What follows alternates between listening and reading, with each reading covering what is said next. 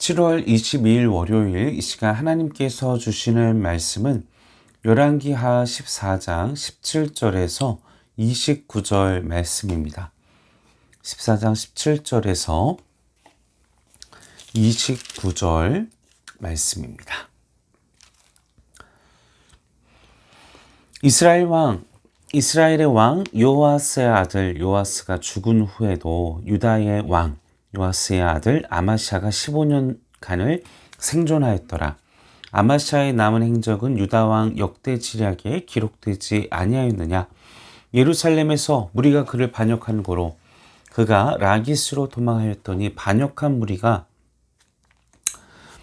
사람을 라기스로 따라보내 그를 거기서 죽이게 하고 그 시체를 말에 실어다가 예루살렘에서 그의 조상들과 함께 다윗성에 장사하니라.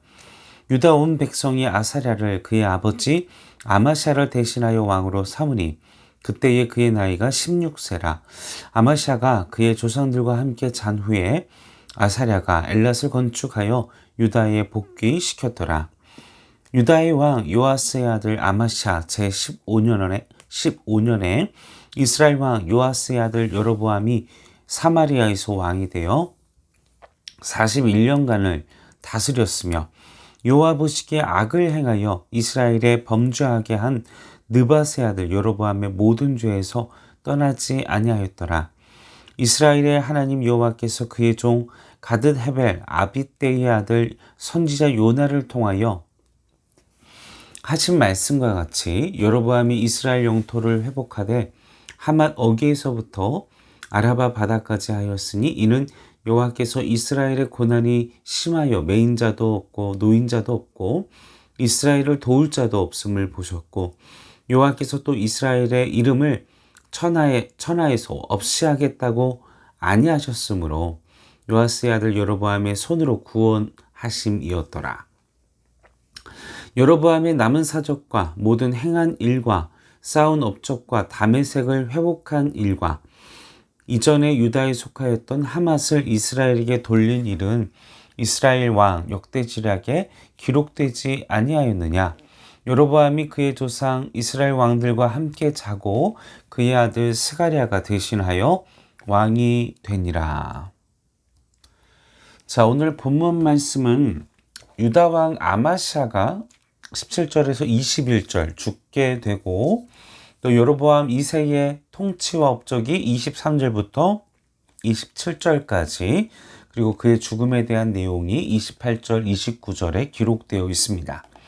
우선 우리가 이 아마시아의 최후가 이제 서두에 바로 17절부터 17, 18, 19절 말씀에 그의 마지막을 이제 기록을 하고 있는데 이 말씀은 역대하 25장의 말씀과 긴밀히 연관되어 있습니다.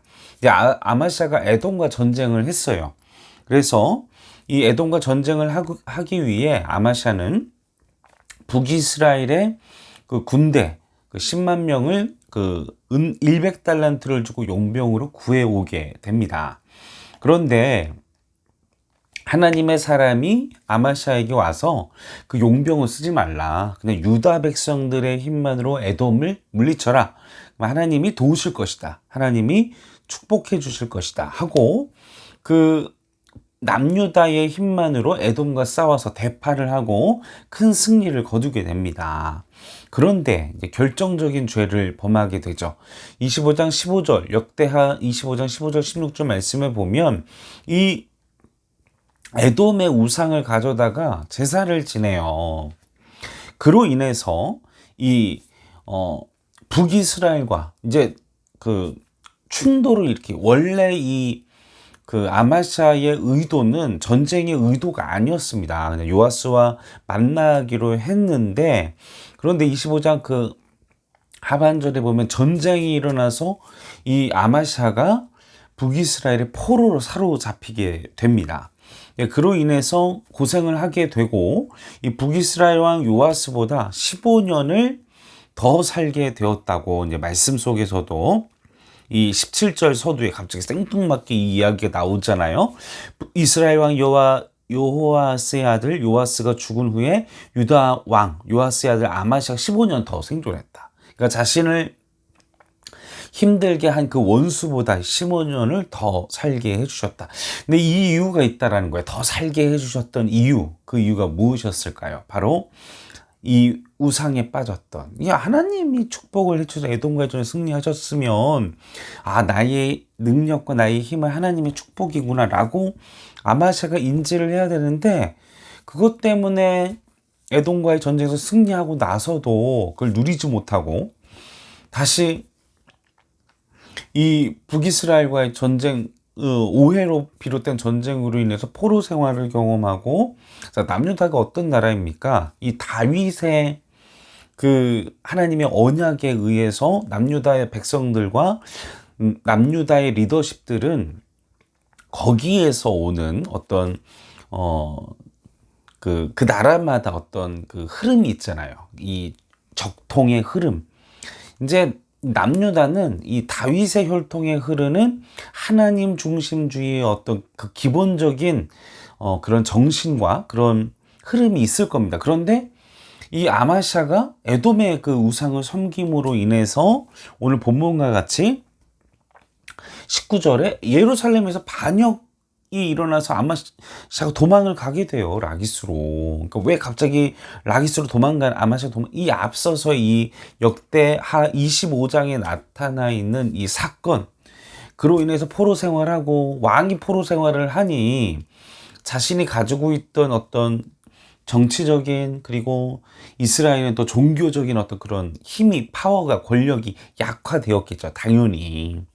북이스라엘에서 포로 생활하는데 남유다 왕이 전쟁에 져가지고, 그리고 와서 돌아와서 또 15년간 있었었는데, 그 모든 그의 명분, 다윗의 그런 어떤 하나님의 영성, 하나님을 바라보는 그거 약화되니까 19절과 같이 쿠데타가 일어나게 되고 반역을 하게 되고 거기에 쫓겨서 죽게 되고, 그의 아들이 대신해서 이제 왕이 되게 됩니다. 아사랴가 이제 왕이 되죠.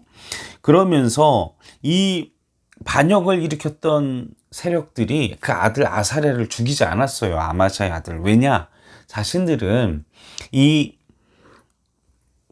아마샤의 잘못을 징벌하기 위한, 우리는 권력에 대한 욕심이 없다 하면서 그의 아들 아사랴를 왕으로 삼고, 그것으로 인해서 이제 자신의 어떤 쿠데타, 반역, 자신의 이 혁명에 대한 정당성을, 아사랴를 왕으로 세움으로써 그걸 입증하게 되죠.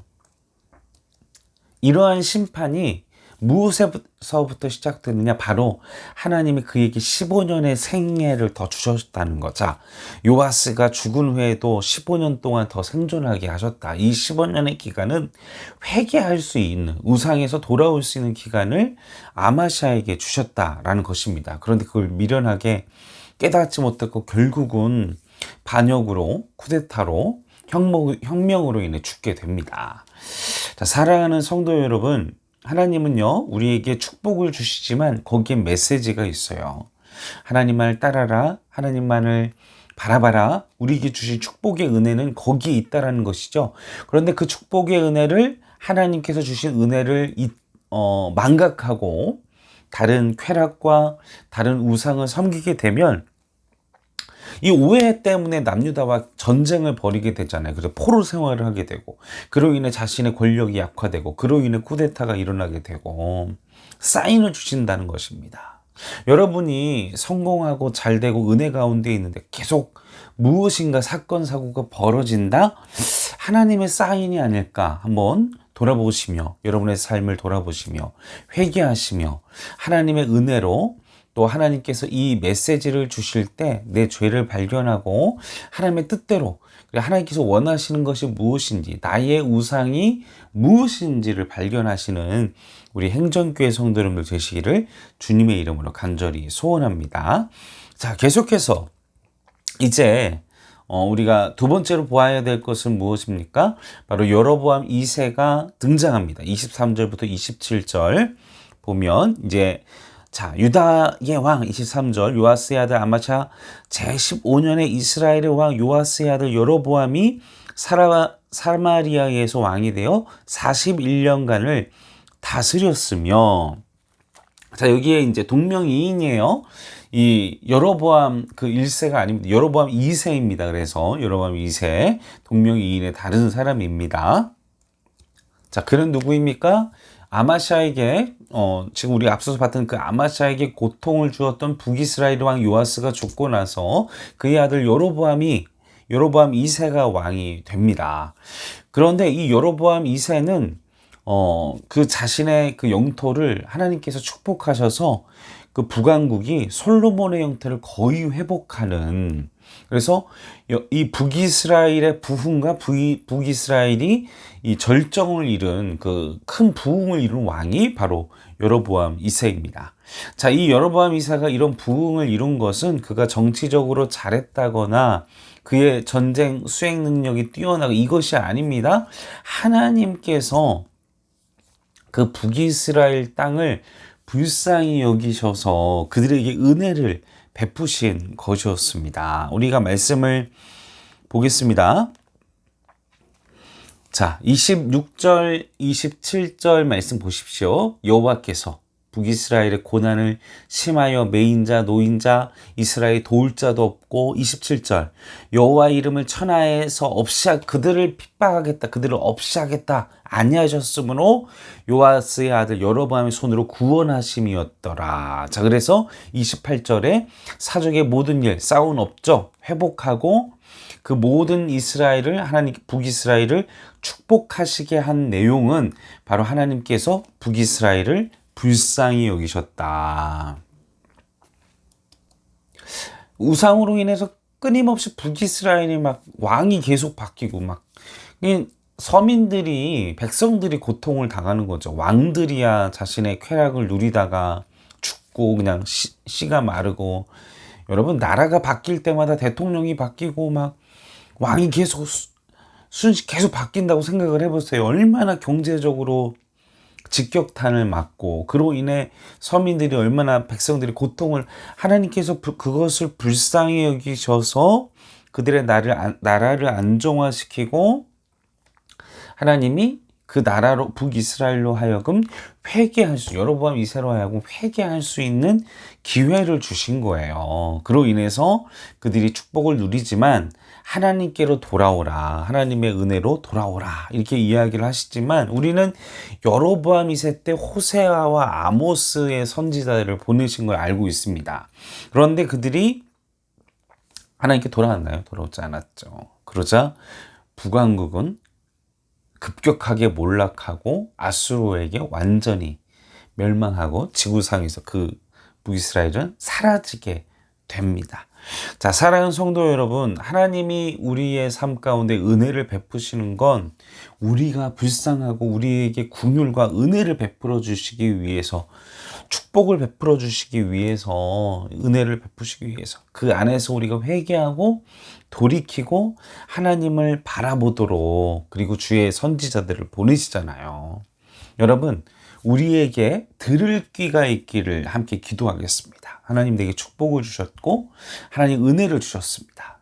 그러나 내가 또 잘못한 부분이 있다면 그것이 우리 말씀 속에, 예배 속에, 기도 가운데, 우리 삶의 생활 속에 내게 말씀해 주신다면 그걸 들을 수 있는 귀를 주시옵소서. 함께 기도하도록 하겠습니다.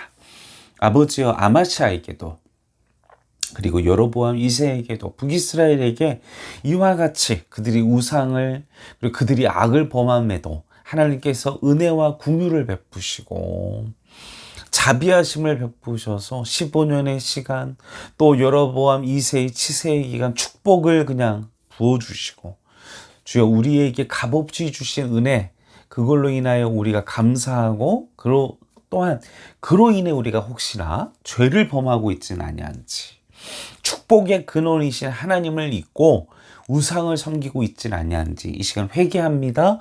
우리의 눈을 열어주시고 우리의 귀를 열어주셔서 우리가 회개하고 돌이키며 아마샤와 여로보암 2세의 삶을 살지 않도록, 하나님을 향해 끝까지 패역했던 북이스라엘과 같은 삶을 살지 않도록 주여 우리의 눈을 여시고 우리의 귀를 열어 통회하는 심령, 하나님께로 눈물 뿌려 회개하며 돌이키는 하나님의 백성 되게 허락하여 주시옵소서.